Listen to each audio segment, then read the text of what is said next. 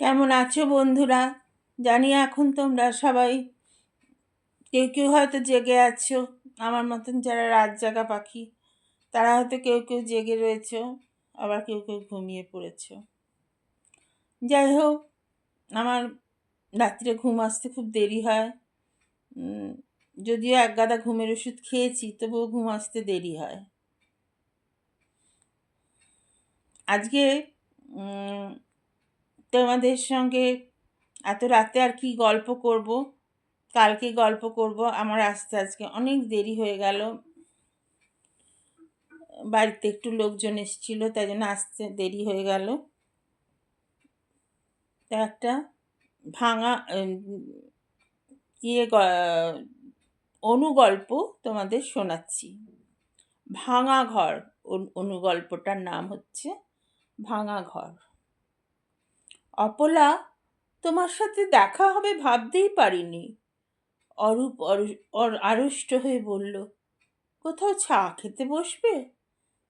বিয়ে ভাঙার পর বিয়ে করনি?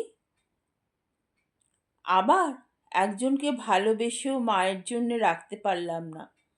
তুমি চলে আসতে বলেছিলাম দম বন্ধ করে থাকা যায়? আমার কথা বললে মা তোমাকে অপমান করতেন। সহ্য করা যায় না এই অপমান। শাড়ি কিনে আনলেও মা রেগে যেতেন। নিজে যা ঝি মার্কা শাড়ি আনবেন তাই তোমাকে পরতে হবে। কেন? তুমি চলে আসার পর মা আমাকে বললেন, দেখলি এরা ঘর করবার নয়।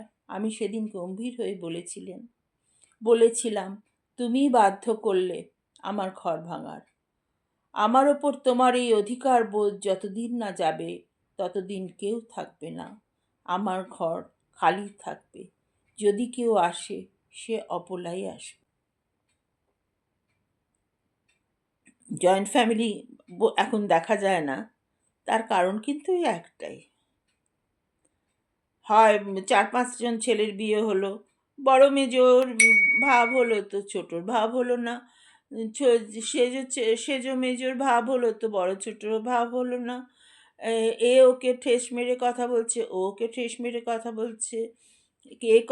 ও রুটি করবে, আমি আর পারবো না, এই কাজ ভাগাভাগি, অমুক তমুক। আচ্ছা, তো ওর আজকে ইচ্ছে করছে না, আমি রুটিটা ওর হয়ে করে দিচ্ছি। কি দিদিভাই এসো না একটু, আমাকে রুটিটা একটু বেলে দাও বা ভেজে দাও তুমি। দুজন ছাড়া অত বড় সংসারে রুটি তো করাও সমস্যা, তাই না? তাই, কিন্তু সেটা ও রুটি করার পার তো ওই করবে। এই করে করে জয়েন্ট ফ্যামিলিগুলো ভেঙে যাচ্ছে।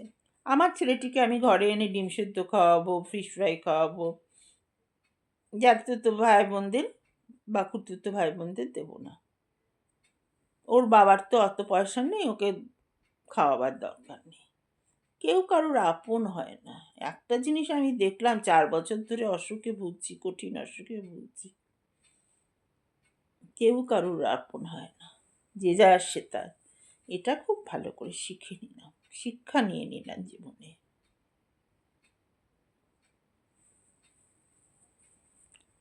ঘুমিয়ে পড়ো সবাই। গুড নাইট, শুভরাত্রি। কালকে একটা সুন্দর ভোর নিয়ে আবার আমরা একটা নতুন চৌকাঠে পা রাখবো।